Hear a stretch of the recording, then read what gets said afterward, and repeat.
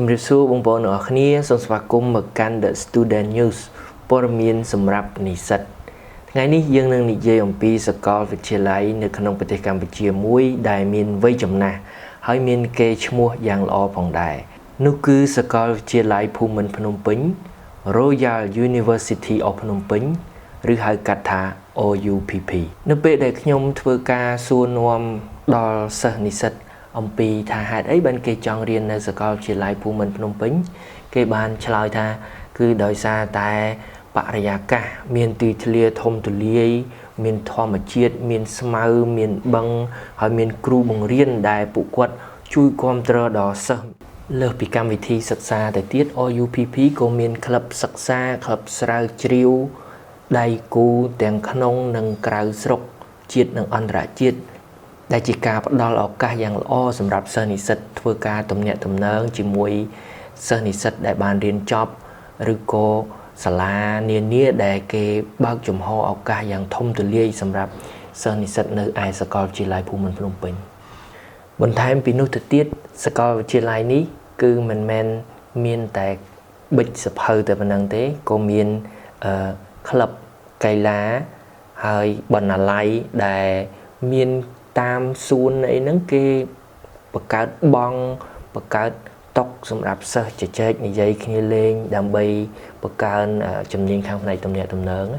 ហើយបើយើងក៏លេចទៅមើលបរិស្ថានវិញ OUPP គឺកាន់តែគួរជាទីចាប់អារម្មណ៍ដល់មនុស្សជាច្រើនមិនថាតែសិស្សនិស្សិតទេជួនកាលអ្នកនៅសាលាផ្សេងទៀត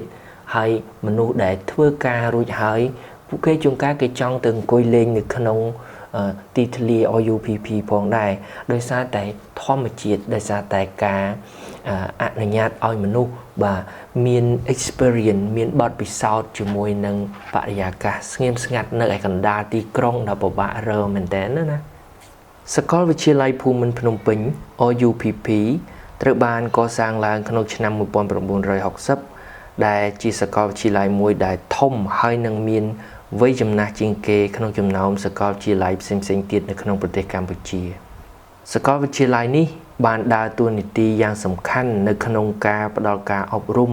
ដល់ប្រជាជនកម្ពុជាជាពិសេសនៅក្នុងឯកទេសវិទ្យាសាស្ត្រការអប់រំហើយនិងការអភិវឌ្ឍសង្គមទីតាំងសាកលវិទ្យាល័យគឺស្ថិតនៅតាមបណ្ដោយផ្លូវសហព័ន្ធរុស្ស៊ីដែលមានទីធ្លាធំទូលាយមានវាលស្មៅខៀវខ្ចីហើយនឹងមានអគារទាំងថ្មីទាំងចាស់ជាពិសេសសំណង់មួយចំនួនដែលសាងសង់ដោយស្ថាបនិកខ្មែរយើងជាមួយនឹងជនជាតិបារាំង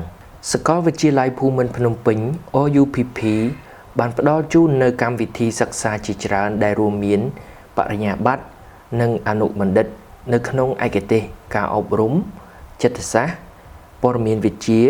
វិទ្យាសាស្ត្របរិស្ថានអក្សរសាស្ត្រខ្មែរនិងជាច្រើនផ្សេងទៀតនៅទីនោះក៏មាន department ដ៏មានប្រជាប្រិយភាពមួយដែលគេហៅថា Institute of Foreign Language IFL ដែលមានចំណុចខ្លាំងនៅក្នុង IFL នេះគឺផ្នែកភាសាអង់គ្លេសជប៉ុនភាសាចិននិងភាសាបារាំងមានសិស្សានុសិស្សជាច្រើនកំពុងតែមានក្តីសម័យចង់ក្លាយជានិស្សិតចង់ចូលរៀននៅក្នុងសាលា IFL នេះដោយសារតែគុណភាពសិក្សាហើយនឹងការងារដែលសិស្សបានបញ្ចប់ពីសាលា IFL នេះបានទទួលបាននោះគឺមានកម្រិតខ្ពស់មែនទែនដូច្នេះហើយបើសិនជាបងប្អូនសិស្សានុសិស្សកំពុងតែមានក្តីសម័យចង់ក្លាយជាគ្រូបង្រៀនអ្នកបកប្រែអ្នកវិទ្យាសាស្ត្រឬក៏អ្នក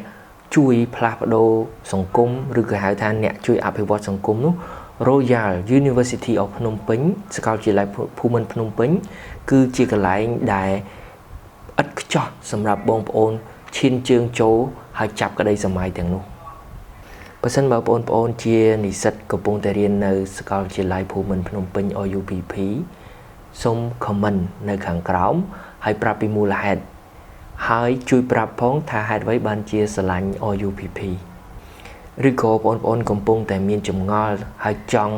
apply ចូលសាកលវិទ្យាល័យភូមិន្ទភ្នំពេញផងដែរបាទសូម comment ដើម្បីយើងអាចជួយគ្នានៅក្នុងវីដេអូរបស់ព័ត៌មានសម្រាប់និស្សិតនេះហើយយើងនឹងព្យាយាមឆ្លើយនៅវីដេអូក្រោយទៀត កុំភ្លេចចុច like ចុច share និងចុច subscribe The Student News ដើម្បីបងប្អូនទទួលបានព័ត៌មានសម្រាប់និស្សិតជាច្រើនទៀតហើយទីនេះគឺសម្បូរទៅដោយសាច់រឿងអំពីសិស្សហើយនិងនិស្សិតជួបគ្នានៅវីដេអូក្រោយទីនេះគឺ The Student News